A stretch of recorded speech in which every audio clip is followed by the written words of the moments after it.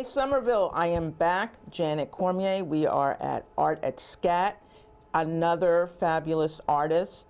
And he's doing work that you're not going to believe because it's in your head and in your heart. And he does like robots and all this wild stuff, which is like perfect for this time of the year because people want to know what's in their head and their hearts, right? Because it's the holiday time. And if you don't, you should. So anyway, you should be looking at this. And he just does wonderful stuff. Oh, I should tell you his name. It's Miles Donovan. And he is like, look at his outfit even. I mean, really, the colors, you can't see the socks, but they're perfect. I mean, this man and his creative talent, I am so glad that you decided to come on the show. Thanks for having me. I just love your work. Tell us a little bit about how you started out.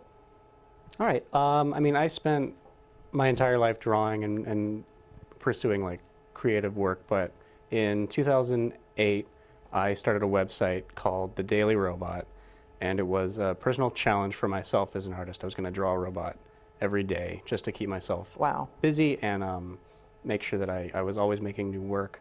Of course, that didn't last at all. It's an increasingly inaccurately named production, but robots were always my favorite thing to draw as a kid, and I started working digitally when I was in my late teens. I learned Adobe Illustrator, and that's what almost all my work is in. Mm-hmm. And here we are. And I'm reaching for the robot world, if you don't mind. And these are two. And they have a nostalgic feel, which I love. These are the robots that science fiction is made of.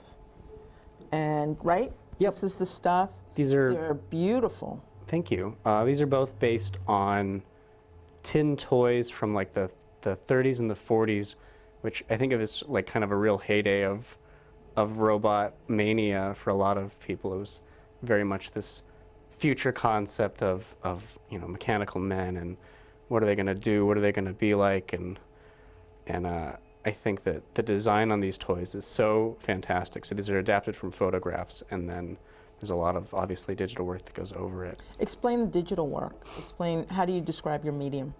I mean, it's almost all computer based typically. Mm-hmm. Like these are toys that I have, and I took pictures of them.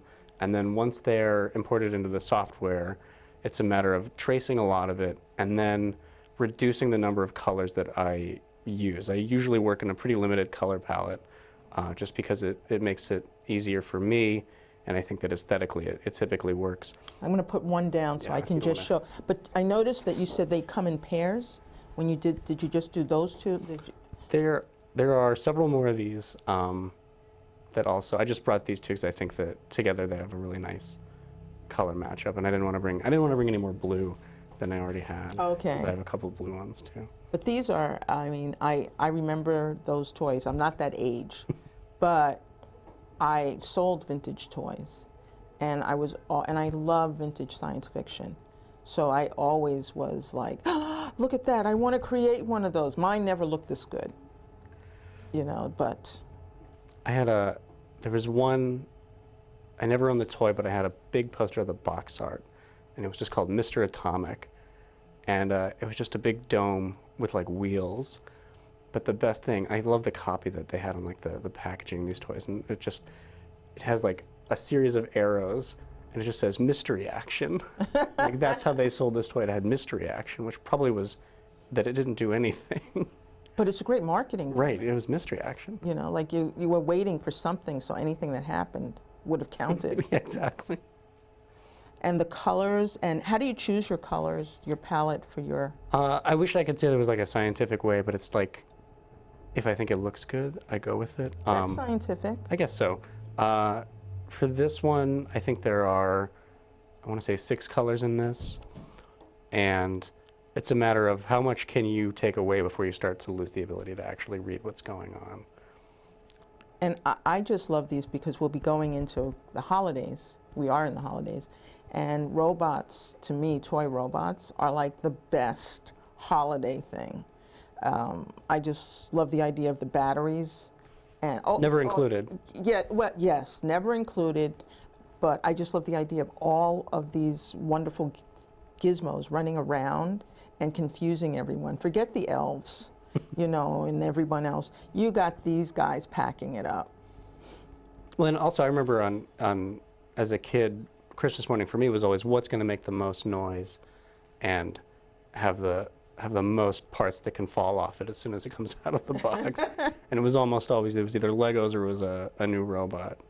For me, it was what can I make the biggest mess with, and so it would be anything that I could scatter on the floor. Now this is particularly interesting to me because it looks so medical. And that's a really good assessment. I, for a brief period, I had like and not even a side gig and not even like a freelance project. I did like one instance of medical illustration, which I was not qualified for because that's something that you go for years to school for just to do specifically medical illustration. But after I did it, I thought it was really interesting, and I was looking at a lot of old textbooks and anatomy books, and I saw like there's always like the guy is turned and like he has his mouth open, and that's you see the digestive tract or whatever. And I wanted to do something like that with sort of robotics and mechanical stuff, since that's what I like to work in. And at my day job, I was looking around in the back room and I found this stack of old manuals from old AV equipment from like the 70s. And it's all these like Kodak projectors. And you were in like, heaven? And like audio tape players, reel-to-reel things. Stuff like I couldn't work, but they had all these exploded diagrams. And so I went through all these manuals and I scanned them and then turned the most interesting parts, a lot of it was not interesting, but like the fun parts, into digital assets that I then just sort of started arranging in pieces. And so that's what all this is here, is that these are just a bunch of disparate parts from who knows what, and they've been arranged in such a way that they So- give the illusion of being some sort of actual Brain. medical assessment of the brain. See, to me, it works. Thank you. And there are some people you look at and you know that this is what they are. How long does it take you to do one of these, like to set up and? The initial act of getting together all the assets was a pretty big undertaking. It was like a couple weeks, but it wasn't really active work. And then for things like this, it can be a couple hours. It can be really fast if it just all falls into place. What's nice about it is that the way I approach it is it's like a puzzle. It's just like a game. I have all these pieces, and it's very easy to experiment and move and adjust things in when you're working with digital. It's not like you're spending a lot of time making print positives or anything like that. You have like a very flexible workflow, and so it's just fun to play with. And so I don't know how long it takes because I lose track of time because I'm having That's a fun. good sign. I mean, it is that you enjoy it so much. And excuse me, I thought this was actually the person's brain, and it looks like it could be. It could be if it was, maybe in a couple hundred years, that's what it'll look like. That would be scary. We can just, And I love that the implant all backbone in that. here, the backbone area. And you could even put words in there at some point. I'm not telling you how to do your art, but it would be interesting if you just had an explosion in one part of the brain. There are some pieces that I've done where there was still text visible from the original stuff, and I had to go in and take it out or change it. And for some things, I would go in and I would put just little jokes in there because I'm working at 300, 400% the actual size it's going to be printed out. So I'm zoomed way in, and there's occasionally there's some hidden messages. I don't think there's anything here, but on other pieces, that's definitely something that's happened. Wow. And sometimes you do see artists will put messages in and then haunt people. Say, what can you find? What is the hidden message? Or those paintings, I don't know, I know there's a term for it, but where if you look at them from a certain angle, there's a skull or there's a second image. What's that And I called? can't think of the name of, because they do postcards like that too. And it would be the double image. It would be, and I used to know those things, and now I'll think of it at 1 o'clock in the morning, and then I will call you and let you know. Okay. Now, I'm also fascinated with this take of the human heart. And this is just another piece that I don't remember which one of these came first. I think the head came first, and then I said, what good is a mind without a heart? And this was a lot more challenging because I have no clue what the inside of a heart looks like. I know that you can look it up, and there's no real technical way to put all this in here and have it make functional sense. That's when I show this stuff to engineers, the first thing they say is like, "Oh, that would never work." And I go, "No, I know it's it's an art piece." And so this one was just a little bit more fun, but I wonder what would happen if you showed it to doctors. they would say, "Oh, I wish." But the detail to it is phenomenal, Thanks. and it gives you a new appreciation for body, for the body parts that you have, the important parts. And how many ways they can go wrong, just it can be just scary. like a piece of electronics. But it's also an interesting perspective. There's a comedy to it. There's a lot of fun to it. Anyone out there that needs humor and they're in the hospitals, I'm telling you, this is the guy to see. He can put it all in a different perspective for you. It could be, but sometimes people don't want to see the insides of themselves in a hospital if they don't have to. Well, that's true. But then you can tell them it's their enemy or somebody they don't like, some candidate or something. Go, this is what they really look like, and do that. Let's assuming they have hearts. That's true. You said heads, brains, and hearts. That's what you want. These are beautiful, though. The color, and you still have control, though, of the mix of colors that you're going to use, right? So are you looking for certain, you've experimented with different patterns and colors to see what would show up? That's part of it. With these, I started with the orange background because it was like, it felt appropriate. I saw a lot of like the covers of these books, that sort of like period in history when everything was orange. 70s, yeah. Like, this is going to be orange. World's Fair stuff, That's exactly. And I think this one, I'm not sure if it doesn't read quite as well with the black on top of the red, but doing it in white didn't seem appropriate, and doing it in yellow was just too much of a clash. And so it makes it more fun because you want to get up close to it and like take a good look. It does. It draws you right in, because at first you're thinking it really is. And then the irony is it's equipment, and it takes the edge off of it. Makes it a lot of fun. And then, let's see, we're going to go for some smaller pieces, which you have here. And I am a fan. This is when I was looking at Miles' work, in case you're all wondering, I actually do look through websites and all.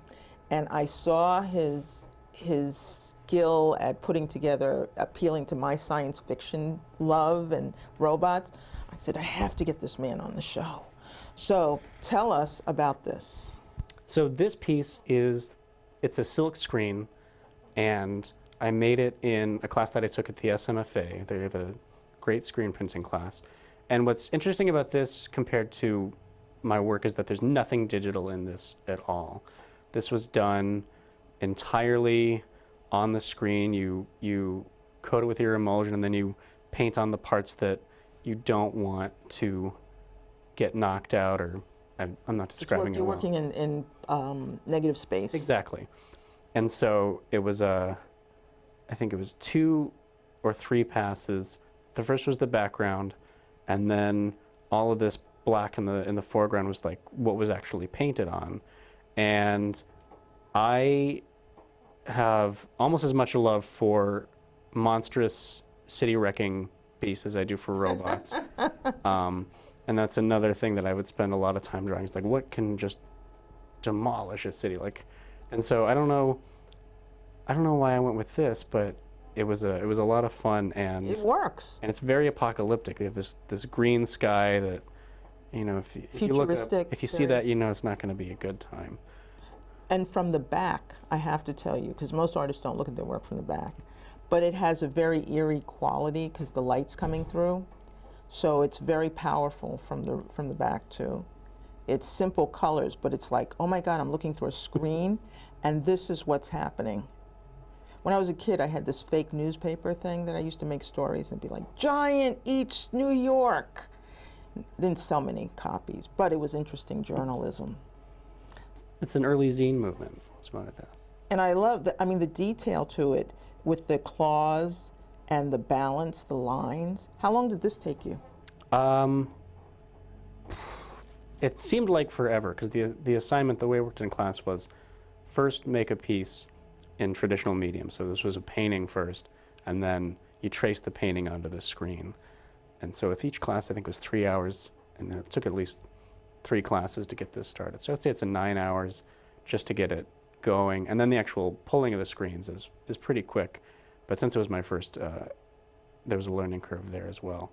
It looks like it's, I think I numbered it. I can't remember how many I actually made, but it might be down there at the bottom. Because when you do silk screen and when you do printmaking, you number your work Right. to keep up, because then you can know which ones are in the series.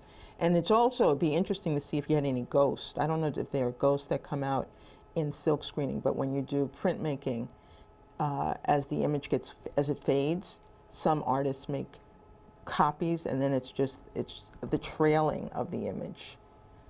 And so you get this ghost-like appearance. I don't know if I got any. I don't think you get those in screen prints. You get the ones that you screw up really badly. Oh, okay. But occasionally it's interesting. But usually it's like, oh, there's a whole half of it that doesn't. You didn't get it. Because it's yeah, I can see it in a comic book also, or a TV show, and it sort of has the anime type of feel to it, which is Janet. I'm sorry about that. Japanese animation, correct? Yep. And it does have that feel it has an Asian influence in the lines. Well, and I think that's definitely true, and it's also really true of this next piece that we're going to look at, because I can't wait to talk about it. But I think it's. Oh, okay. You should have told me. I wasn't trying to cut you off, but speaking of Asian influence, here's everyone's favorite kaiju, Godzilla, as interpreted through the lens of Hokusai. Which is? Hokusai was probably the most famous woodblock printer of the 19? What is it? Floating World not movement, but with it's on exhibit, or it was on exhibit. It was at the MFA last summer, and so this is another screen print. This is 5 colors, and it is I guess a remix of The Great Wave by Hokusai, which is the very famous the Great Wave off Kanagawa, and you see the wave on the left and Mount Fuji in the background. And in the original piece, there are, I think it's a series of fishing boats in the right. In this, it's been replaced with I forget the name of the ship, but it's the ship you see at the very beginning of the original Godzilla film. That is the first group of people to come across him, and it's rocking. It's rocking, and it ultimately sinks, and nobody knows what sunk it. But I thought I really love the movie. I love all the Godzilla movies. But I really wanted to sort of put it in a different context. It's a beautiful merging. Thank you. I mean, it's fun, but you took such care and such respect with the traditional imagery. I spent a lot of time looking at the original piece, and I learned a little bit about woodblock printing as well. And what's really interesting to me about it is typically when you're doing screen printing, you register your print, which means that you set up and you know exactly where it's going to print on the space that you're using before you put your sheet of paper under and you pull the screen. And in Japanese woodblock printing, it was just the masters of it just looked and they knew, and it was just all by hand. It's all, and if you're a millimeter off, you see it. And apparently there's a specific word in Japanese that means, in most contexts, you made a mistake or you flubbed something, but its origins are you misaligned your woodblock when you're making your print. And people who go to the Museum of Fine Arts can see the tradition that you've used, and then combined it up with our love of science fiction and monsters, and it just comes alive. Thanks. And we can't turn the lights off in here, but it also glows in the dark. Oh, okay. Oh, we're going to see? No. And speaking of glowing in the dark, oh, here we go. Does it glow in the dark? Oh, it does. Look at that. Ah, perfect. And in with that, thank you, Hans. He's in charge of, and that was a scream of people seeing the monster. And then we have if you can point it in this direction, right there, we have, oh, did I do it in the right direction there? This is, tell us what it is. It's fabulous, I love it. It's not easy to see. Actually, if I go over here, if I go on this Okay. camera, correct? Sorry. This is, and it's difficult to read, but it's a scene at night, and this is light art that is made with laser etched acrylic. So I do a lot of work out of Artisans Asylum, which is just down the street from here, and we have a couple laser cutters over there. And so this is 2 pieces of clear acrylic that have been engraved and then are lit on the edges with LEDs, and superimposed on top of that is a piece of paper that has also been laser cut. And so this is a lot of what I've been doing lately, given access to this equipment. And Do we need it facing another direction, or is it fine where it is? I think that It's good? All right. I think that you can pretty much, you can Yeah. kind of see it. And so this is sort of a similar idea to screen printing, because you have discrete layers that are each designated for a specific color, but rather than ink on a page, it's engraving in a surface, and then wherever the surface is engraved, it picks up the light and conducts it. And I've had people who understand optics try to explain acrylic to me, and my eyes glaze over. But functionally how it works is that if a surface of acrylic is mar-free, light just passes through it, like in a piece of fiber optic cable or something like that. But the second you start scratching it, it pulls the light and it conducts it out. And you know, some people, you walk around and you see like an exit sign that's lit this way, and it's the same principle. But I find it's really fun to start illustrating with it and taking... It has a nice eerie, almost an E.T. quality about it. You want to see, you know, them touching. And when I say them touching, I mean hands like this. We're coming close to the end of our show, and it goes by so quickly. Any words of inspiration that you can give artists out there who are thinking, I could never do that? You can. I started as a lark, kind of. I wanted to keep busy. I wanted to make a website, and now it's consuming my life right now, because I sell my work online, and it's Christmas time, and a lot of this stuff is sort of Selling. holiday appropriate. And just find a space where you can work and find something you enjoy doing, and never get discouraged by lack of formal training, I would say.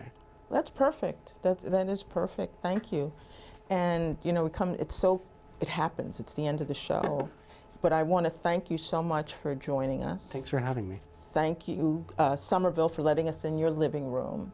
And Miles' work will be on exhibit at the Scat Gallery from the 21st of December and going through to the end of January.